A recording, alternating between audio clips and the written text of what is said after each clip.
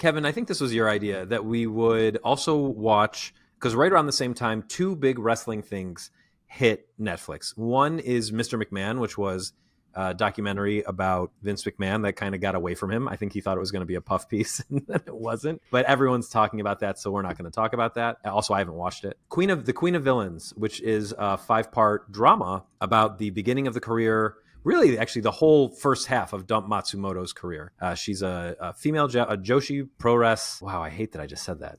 She is But you said it right.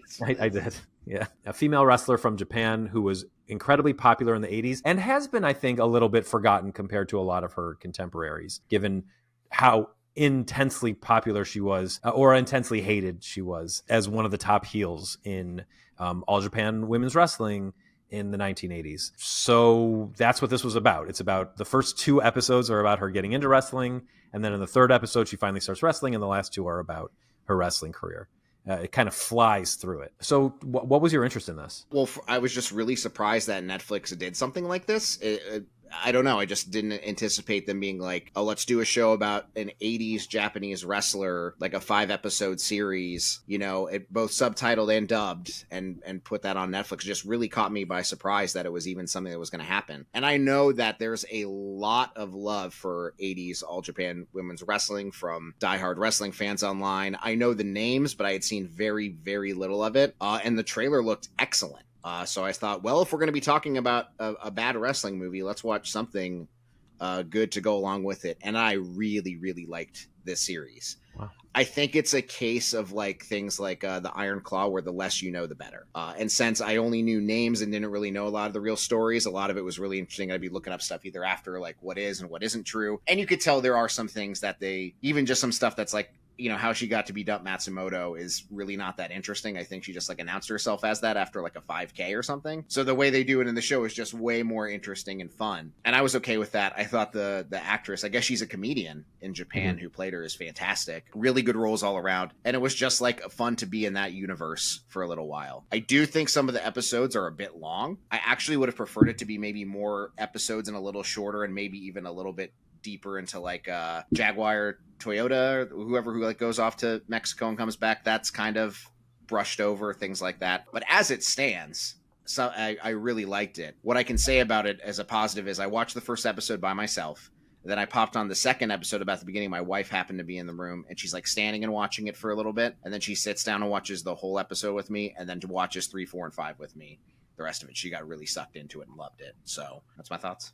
What do you think, Jake? I liked quite a bit of it. I thought it was a really, really interesting and really well acted, especially that main actress. I'm sorry, I don't know her name. Her name's Yurion Retriever. Retriever, that's right. Yeah, it was an interesting last name. I thought she was really good, and I think like the transformation is done pretty well. There was I had just some issues with the way a lot of like the wrestling was presented. Just it seemed the series seemed really confused, like at how real or how scripted the wrestling was, and it just like kind of seemed to vary almost like scene to scene. Okay, is this part scripted, and then is this part going to be real, and are these in this scene, or are they going to go along with the script in this scene? And some of it worked well, I think, for the dramatic purposes, and then some of it did not work as well and was just like really frustrating, and it was almost there was a little bit of a tonal disconnect for me in some of those scenes. But a lot of the dramatic stuff I thought worked really well. I think the acting was all really good. I think the wrestling scenes were really well done. The obviously whoever was training them, it was the real Shigusa, right? The Shigusa was one of the trainers. I think I read on that, was one of the advisors and trainers on the movie. So I think the wrestling scenes were all really well put together. I was really uncomfortable in that last singles match with all the violence in it and the blood. Those just like, I mean, I know even more,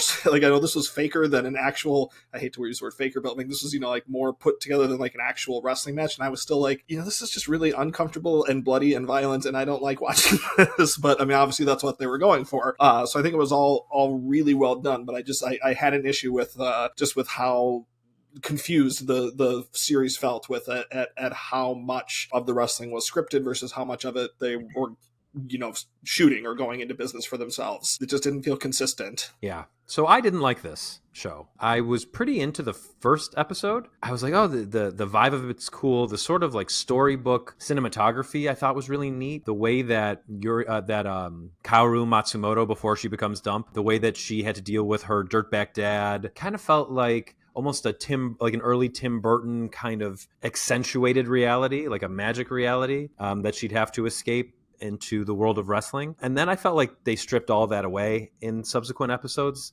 And I thought it was a lot visually less interesting to watch. Jake, you mentioned confused. I think it's not only confused about the wrestling. You put that perfectly. I felt the exact same way. I was like, why are they pretending that so many of these things are shoots? That doesn't add anything really to the story. And it wasn't like what was, in this way, I agree with you, Kevin. Like that was not a big thing in AJW in the 80s. Like we're real wrestlers and we're fake wrestlers. There was like and still is, in New Japan now, you have not the Bullet Club, the evil House of Torture.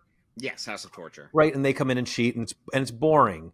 And people want wrestling for wrestling's sake, not with all the actual garbage gimmicks. You very much could have just had that be the tension, and it was, but you didn't need this is real and this is scripted. And that was a tension between the brothers. So these like 3 or 4 brothers ran All Japan Women's Wrestling, which is true. Like some of them wanted it to be scripted, some of them not. Even if that's true, the fact that they focused on the promoters so much near the end really bothered me. And what killed me was that the last shot in the whole series was the benevolent promoter letting a little girl into the arena and then sitting satisfied at the concession stand. I'm like, this isn't about him. It's about the women. Why are we spending the last shot on this guy? This is, to me, the whole show was very confused. Tonally, when it would go back to her stuff with her dad, the fact that her dad had like a snap babyface turn, which I absolutely hated, just by the daughter saying, he had a heart attack and he's good now. No, that's terrible. Terrible storytelling. I totally agree that Yurion Retriever did a great job. In fact, I think she's one of the only ones who did a great job. I did not like the woman who played Chigusa Nagayo. I thought she was very one note. And the real Chigusa Nagayo is so charismatic and so dynamic. And also, like, yes, at the time, her being pretty and Lioness Asuka being pretty was a big deal. But throughout the rest of Chigusa Nagayo's career, she has not focused on that at all. She gained a lot of weight. She's real big. It's all about being tough now. You know, you mentioned that she was part of the training. It makes total sense. Her company, Gaia, or not now her company is Oz Academy, I think. But before that, she did Gaia, which also has a great documentary about it, in which, Jake, when you and I were in college, our pro wrestling friends showed us a clip from this movie, Gaia Girls, where Meiko Sadamoto dropkicks someone so hard that it caves in her face, basically. So much of what All Japan Women's Wrestling has become is like being tough and strong. And there's some of that in the training. But I also, like, you said you liked the wrestling. I found it so boring, especially compared to the real matches. So much. It reminded me of the stuff that goes on in WWE main events now, where there's so much like story infused into the match, and there should always be story, but like overt story where they're talking into a microphone or talking too much into the camera during the match, and it slows the action way down. That's what I felt about the action in this. And the fact is, some of the matches in the show were longer than the real matches in real life. That is wild to me. You don't need the whole match. And it brings up a question I have for y'all, which is, let's exclude this because it seems like you liked the action in this more than I did. What movie do you think has portrayed the actual professional wrestling of it most cinematically, like the action in the ring? Probably Iron Claw. Oh, interesting. I guess I do think that the Von Erich versus Ric Flair match is really great, even though Flair's impression of Flair, the guy who plays Flair's impression of Flair, is bad. But I do think that gets across what he's feeling in that moment really well. So yeah, I'll give you that, because by and large, I think most movies don't know how to get across like what wrestling is actually trying to do with the action of wrestling. Yeah, and I think that's really hard to do dramatically, but I think what this movie did well, I think, yeah, there's a lot of like dialogue and getting on the microphone and doing all that. And I just kind of think that's just the way it's going to work in a drama series or a drama movie, is that wrestling is a really hard thing to understand for the uninitiated. And in this series, I mean, you're not going to get any uninitiated people. Like, how many people are going to just walk in? Like Kevin, you said your wife, kind of came into it and enjoyed it. And I think that maybe if people did take that chance, they might enjoy this series. But how many people are going to do that without someone, giving them that in? Like, oh, hey, you might like this series. I haven't seen, like, I follow Netflix and all the socials and everything. Like, I haven't seen one ad for this show. I wouldn't have known it existed unless, Kevin, you had pointed it out to me. So, like, I don't think there's going to be a huge audience for this show. So I just think that, wrestling is such a difficult medium to get into, that I think that's just how drama, is going to process wrestling matches. That it's just, it's just going to be a really hard thing to recreate, and to recreate it for an audience who's not immediately familiar with how pro wrestling works. I mean, how do you just, introduce that into a drama series if you haven't been, watching wrestling and, kind of understand how it works? I just think that's really difficult to do. And then I think if you do watch wrestling, most wrestling in movies and TV is bad. It's like You're this like, yeah, isn't it's what bull. it is. You're watching it like, no, this is bullcrap. This would never happen. Right. And even if it would happen, like it's not the thing that I'm watching wrestling for. Like what I think movies need to do, and I'm not sure what ice skating movies do this well, but competitive ice skating in film seems like a good analog, because what are you trying to do? You're trying to put on the best show. You're not actually competing.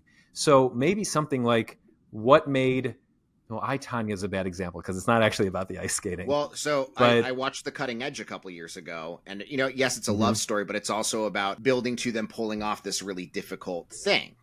Where in wrestling, if it's like, oh, I finally win a match, it's like, well, yeah, but we know it's predetermined.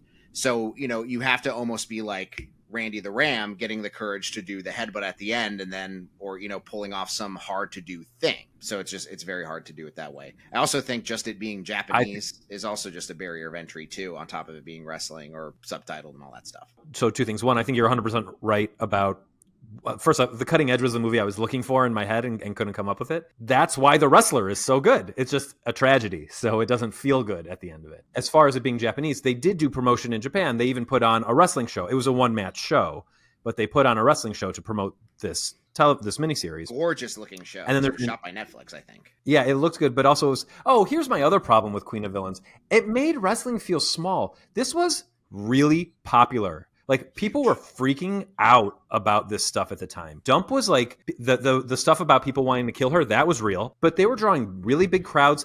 They were the number one show on television several years in a row. Or at least like they would hit the highest rating on television several years in a row in Japan. And the crowds just like didn't look that big. And it kind of made it seem like they were always about to get kicked off TV. And I just like, to me, it just didn't feel like the big, humongous spectacle that actually was happening at the time. Case in point, in the hair versus hair match, I told you guys over text the other day, I think they showed the wrong one. There were 2 hair versus hair matches in real life between them. And they should have shown the one where Chigusa won at the end, because that's the good guy winning at the end. But mostly because that match had Dump with a giant rainbow mohawk and crazy face paint. Meanwhile, I just have to mention that Dump Matsumoto was also known for wearing a swastika on her forehead, and I was so nervous that they were going to show that in the show, and I'm really glad that they didn't. But she had like there was so much more actual spectacle to these matches than they showed. I would say, to that point, in that first match, I watched that before the show. They spend a lot of time at the end when they're cutting Chigusa Nagayo's hair, showing the crowd, and like women are like legitimately in tears, bawling over her getting her head shaved. And I think more focus on the fans and how Dump's actions made them feel more than just the other women wrestlers feel would have been very effective. Yeah, the only part that I thought showed that was the sister's boyfriend being like, sorry, I have to watch this, and showing up to like a random bar that her dad happened to be at to watch the show. But that was just in service of having the sister and the dad be mad at each other, even though we don't care about the sister or the dad by this point. So I had a lot of problems with the show. Okay. By the way, Brad, it's marvelous that she ran. That marvelous. Yeah. Ran. Yeah, Oz was Mayumi Ozaki. Right, which is very small, marvelous. Very small. I'd be very impressed if any American fan was able to find a marvelous show of any kind aside from this Netflix one. And then just one more thing to both of your points with this not being promoted or popular. This is also, so on Letterboxd, I have many gripes, but one of my many gripes is anime and things from Japan in general tend to have like really inflated ratings. Like, there's lots of anime that I think is really mid that has like 4.0 on Letterboxd. This has a really high score on Letterboxd. And hearing that you guys both liked it makes me think, okay, it's probably a little more deserved. I might be in the minority, but it's all, when I look at the reviews, it's all people who are already familiar with All Japan Women. So it really is only people who are knowing about this because they're seeing it in wrestling media that are tuning in. There are very few casual people watching this show.